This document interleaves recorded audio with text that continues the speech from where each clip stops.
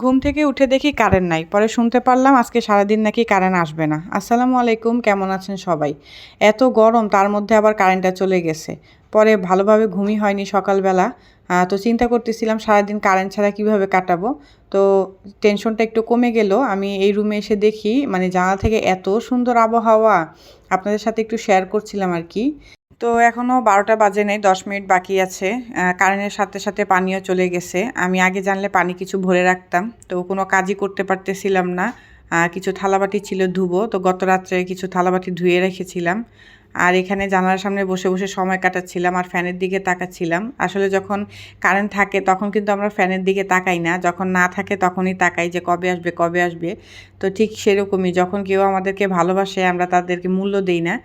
যখন ভালোবাসাটা কোনো কারণে কমে যায় ঠিক তখনই আমরা বারবার তাদের থেকে আশা করি কেন আমাদের ভালোবাসছে না আর কি, কিছুটা জীবনের সাথে মিলেও গেল আর কি। আর আমাদের এইখানে প্রতি ২ সপ্তাহ পর পরই এই কাজটা হয়, সারাদিন কারেন্ট থাকে না। তার কারণ হচ্ছে এখানে গাছ কাটে, গাছ কাটার সময় কারেন্টটা অফ রাখে। এতে করে অনেক সমস্যা হয়ে যায়। আর আমার হাতে যে ফ্যানটা দেখছেন এইটা মানে অনেকটাই লাইফ সেভিং। তার কারণ হচ্ছে যখন কারেন্ট থাকে না এটাতে চার্জ দিয়ে রাখলে অনেকক্ষণ বাতাস খাওয়া যায় আর কি। তো অনেক কাজের ফ্যানটা। আর এখানে বারান্দায় বসেছিলাম, কিছু করার ছিল না। আর আমার ছেলে গরমে একটু পর পর বরফ নিয়ে খাচ্ছে, ওকে বকা দিচ্ছিলাম কেন খাচ্ছ।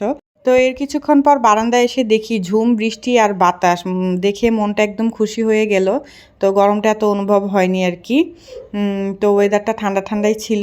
তারপর হচ্ছে আমি একটু হালকা নাস্তা করতেছিলাম। এখানে আমি টোস্ট বিস্কুট খাচ্ছিলাম, এটাকে টোস্টই তো বলে বা রাস্ক যেটাই বলে। তো আমি তো চা কফি খাই না, আমি শুধুই খাচ্ছিলাম। আর এখানে কি করব, কারেন্ট নাই, কোনো কাজ নাই, তাই ছেলেকে একটু অঙ্ক করাচ্ছিলাম। যোগ বিয়োগে এখনও ছেলে ভুল করে আর কি। আর এখানে এই যে বাহির থেকে খাবার এনে ছেলেকে খাওয়া দিতেছিলাম, আমি খাইনি, আমার ভালো লাগতেছিল না। ফাইনালি 4টা বাজে কারেন্ট আসছে। এরপরে আমি আবার একটু নিচে যাচ্ছিলাম, আমার অনলাইনে একটা পার্সেল আসছিল, ওইটা রিসিভ করতে। 1 সপ্তাহ পর পার্সেলটা আসছিল। আমি তো আবার মিষ্টি লাভার, আমার মিষ্টি অনেক পছন্দ।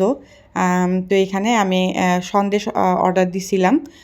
এই যে এই সন্দেশের নাম হচ্ছে অবাক সন্দেশ। ট্রাস্ট মি, সন্দেশটা এত মজা ছিল, যেমন সফট ছিল তেমন মজা ছিল। এর আগেও আমি এটা একবার খাইছি। এটা হচ্ছে নাটোরের সন্দেশ, যারা নাটোরে থাকেন তারা তো এই সন্দেশটা চিনেনি। আর এই যেখান থেকে অর্ডার দিয়েছি ওনাদের দোকানটাও হচ্ছে নাটোরে, ওইখান থেকেই আসছে।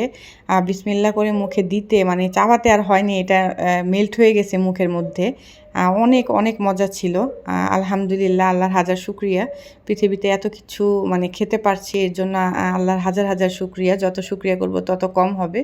অনেক সফট ছিল। তো এই ছিল আজকের ভিডিওটি ভালো লাগলে একটি লাইক দিয়ে দিবেন। ওকে, ভালো থাকেন তাহলে সবাই। আল্লাহ হাফেজ।